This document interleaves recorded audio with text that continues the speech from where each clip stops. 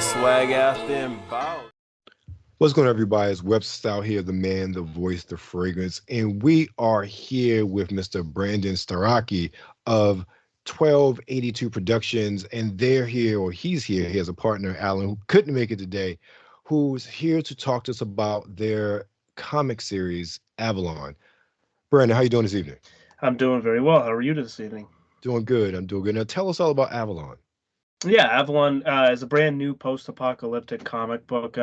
We kind of used a phrase, and I know it's not a phrase that we should be using, but we kind of bracket it towards everyone. We try to make it relatable in all categories, and we wanted to make it a thing where you could pick it up and kind of relate to it in any aspect of the thing. Uh, we kind of take away from the hero's journey. We follow the Castle family, and we focus on mental health, real life, physical kind of setbacks, and the apocalypse and family kind of interactions with each other. Okay, now, how long has, or I guess, when did the series start? Last year, the first issue came out in March. Okay. So how long, I guess, from the first issue coming out, how long was the process as far as coming up with the idea? Or I guess, how did you guys come up with the idea? Let me ask that question first. Yeah, the idea I kind of had when I was like senior in high school. After that, I was kind of drafting that up. I like the idea because I've been a big zombie fan for as long as I can remember, and the idea kind of sparked from the question, what would I do in the zombie apocalypse? You know, I have two brothers myself, so hence the reason why there's three brothers in the comic right here. Okay. But I didn't know what to do with anything. I was very ambitious, but with no knowledge. So I kind of packed it away. Met Alan years later, kind of threw the idea at him, and we were trying to figure out how we can kind of get into the entertainment business, which 1282 kind of was risen. And then I hit him with the idea that I had. Then was born Avalon. Okay. All right. So, all right. I have a question. Favorite zombie movies? Oh, I got a bunch of them. Are you counting shows too, or just movies? Show's fine as well. Okay, obviously The Walking Dead has to be on the top there. I'm kind of repping the Negan shirt there. The remake Dawn of the Dead's fun. I love that one. The 28 Days series. Night of the Living Dead is one of my favorites too, for just because the nostalgia kind of a thing to it. I know It's very old. For new zombie people, I can imagine that would be one of their things. But I just love it. Yeah, I definitely love it. It's definitely a good one. But yeah, I would throw those out there as probably my favorite ones. Easy. Okay. All right. So, so high school to now, and I see that you're kickstarting for issues 1 through 5. Yeah, the new issues that you'll be getting with this up to date Kickstarter would be issues 4 and 5, but we're obviously going to do the catch up bundle for anybody who kind of sees us for the first time. You always got to have it in there. So yeah, the new issues will be 4 and 5. It's going to basically be a continuation off of what you've read with the first 3 issues. A lot of questions and a lot of answers will be coming too. Okay, so as far as the series is concerned, is it planned to extend past issue 5? Like, what's the end goal you have for that? Yeah, so this is ongoing series. I have many arcs planned in my head that I want to fulfill before we even think about the end. I have a pretty good understanding of how I do want to end this series, but for right now, it's just going to be ongoing. As I mentioned, that we'll have many arcs that we want to kind of fulfill there. We're already working on season 2 of it. I call them seasons. It's easier for me because I'm in a show mind, I guess. But this season, each season will be about 6 issues. So we're kind of wrapping up our first season here with, issue 5, and then at the end of the year, issue 6 will come out, and then we'll kind of get our volume trade paperback out early next year. I think the mindset you have is pretty on par for what's going on in the industry right now. Maybe not with everything, but I don't collect as many comics as I used to, but I collect the revitalization of Milestone. That's exactly what they're doing. They're doing series, like 6 issues, and then they come back another 6 issues, 1 through 6 with a new doing seasons. Yeah. So having new seasons, I think, and I feel like that's modeled in a way after how television is really evolved, or some may say devolved. We used to have those 22, 24 episode seasons. Now we're lucky to have 10. Oh yeah. I feel like I kind of like it the way it is because they're a little bit extended, and you kind of get the bigger budget and you get more things that happen. And I feel like as kind of relate it into like Avalon, how you bring the seasons with Avalon. It just I think it only makes sense, especially with the position that we're in. We're just starting out, really. We have Right. 3 physical issues out right now. We've been out since last year, so it's just trying to get a good understanding of what we can do. Because again, we're all pretty new at this, as the writing crew and as the artist himself. So we're trying to get a good feel out for what we can do, and then kind of plan it accordingly on a season base. Because you have your season, you wait a little bit, you have your little break, and then you have your season again. So trying to figure out, it's a feel out process with the season one. I guess it's just like a pilot season, just like any show or anything like that. Now, that makes sense and is very smart perspective, in my opinion, to have, really looking into it. You're very new to it. Your first comic you put out, you don't know what the reception is going to be. So yeah, that's a very smart way of going about it. So what has the reception been like for Avalon so far with issues 1, 2, 3? So far so good. It's always nice, just to kind of bring this in, to have them sold in stores, which were sold in probably, I think, roughly 4 or 5 comic stores right now. Some around the area, some from Pennsylvania. I'm in Pennsylvania, Erie, Pennsylvania. So some around the area, Ohio. We're working on New York, and we're just actually sold a big bundle to North Carolina, and we're working on Florida as well. So it's just, we're trying to get around, obviously, and we're, but I think it's been very well, especially locally. We're very lucky to be in Erie and have them kind of help us out and kind of move us forward and be, like, I guess, proud, for lack of a better term, and the sense that, they have some creators here in Erie and trying to put Erie in the map, because the comic does take place in Erie as well.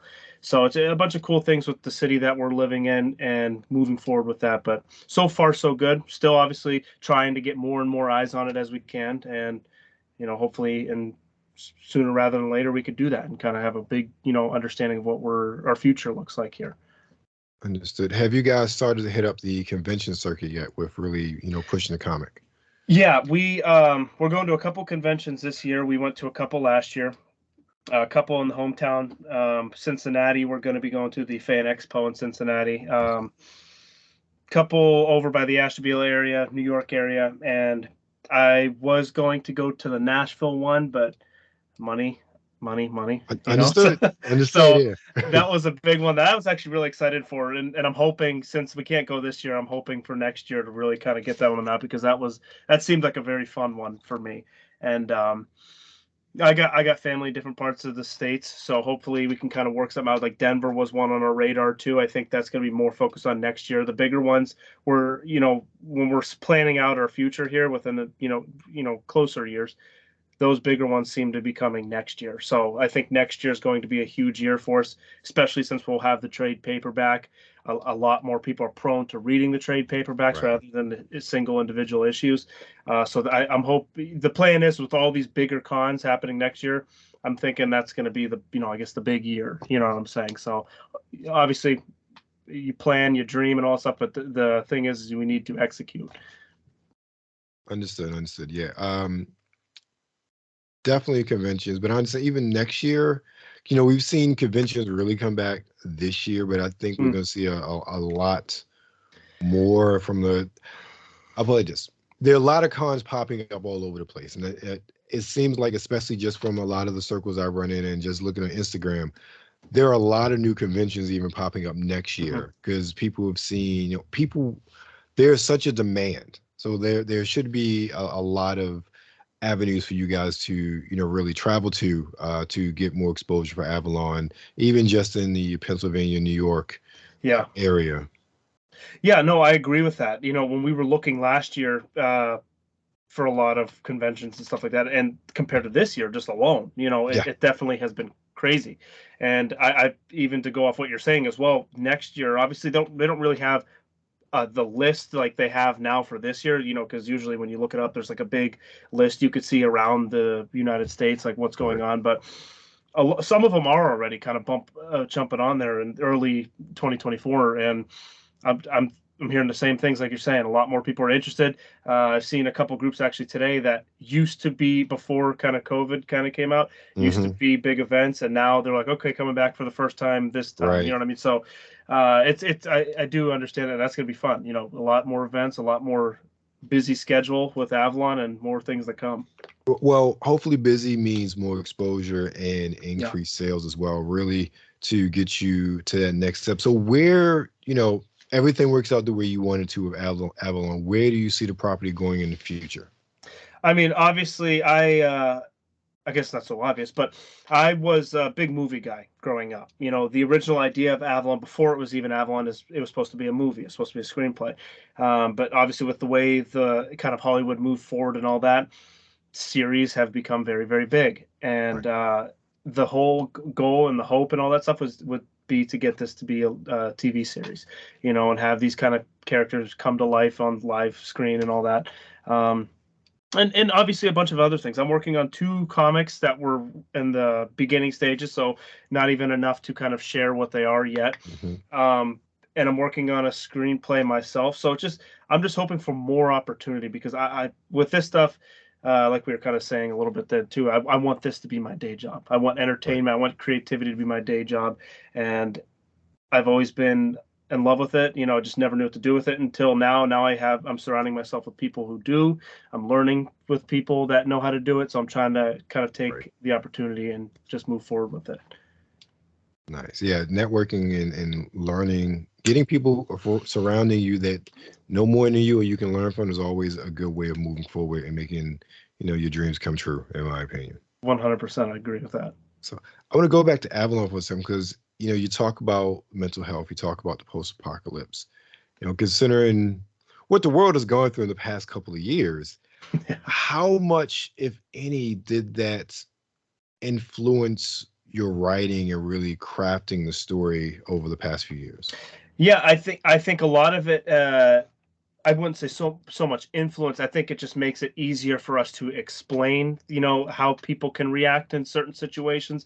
You know, a lot of us dealing with what we had to deal with years ago, and seeing what we saw on TV and how people were reacting. You know, if certain medications, and for instance, toilet paper when it was gone, how Right. crazy people got with toilet paper, and that's just a minor thing. Now, when you throw in people attacking and eating each other into the mix as well, it just shows you that these things are real. People do Right. act in certain ways, and I think it just helps us explain to people who aren't really into the genre that this stuff is real, or people who like to critique a lot that, oh, somebody wouldn't act like this if so it's the end of the world happened. But like, well, we had a little snippet of it a couple years ago and people acted like this, and maybe sometimes even worse. So it make a built-in excuse, I guess, for some things that some characters do.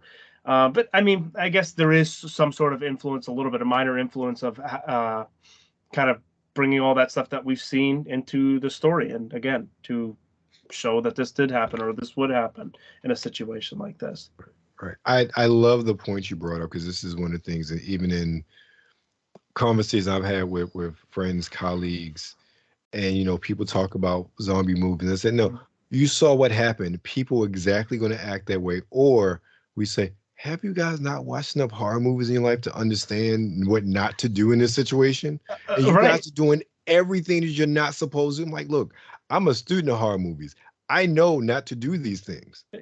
Exactly. Have you not seen Night of the Living Dead, Return of the Living Dead? Something Like, come on. yeah, look, we've had enough horror movies, disease movies.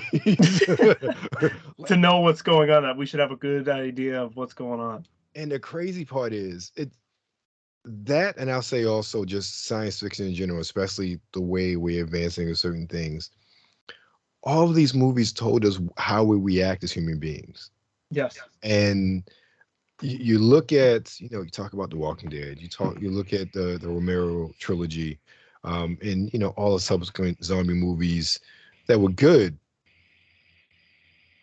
There's so much that's applicable to real life, and we saw that behavior Yeah. firsthand over the past few years, and it's really amazing to me. And I like the fact that you talk about how these things are now more relatable because people actually went through them. People actually Yeah. saw their friends and neighbors going crazy over, we didn't have flesh-eating zombies running around. I know, You right? imagine if we did? Oh my, this world Well, would be in shambles. well, that's exactly the point that we kind of bring into this, though, too, is that, that's our point. I mean, you can make any kind of argument of what you thought about COVID, but the point is we saw it all on TV. We saw how people acted. We saw how people were. And like you said, to throw in eating people and zombies and, all that other stuff as well, it just shows you. I mean, people act like this with this level of an infection. Now just raise the stakes to a little bit more and Right. say, this is going on. So again, it has the built-in excuse because everybody had to deal with it. Everybody, saw it on TV. Everybody, there's no getting away with it. Everybody in the world dealt with it. You know what I mean? So it's just, again, built-in excuse for us and people understanding the genre, because I know people, like, when they would watch zombie kind of shows or movies before COVID, they would go, "Oh no, they people wouldn't do that. People wouldn't act like that. They would all band together. They would save humanity." No, No, we saw it firsthand a couple of years ago. So it's every man for themselves. rightfully so, though. You got to protect your family, so you got to. So, but the thing is, that's just it. Yep.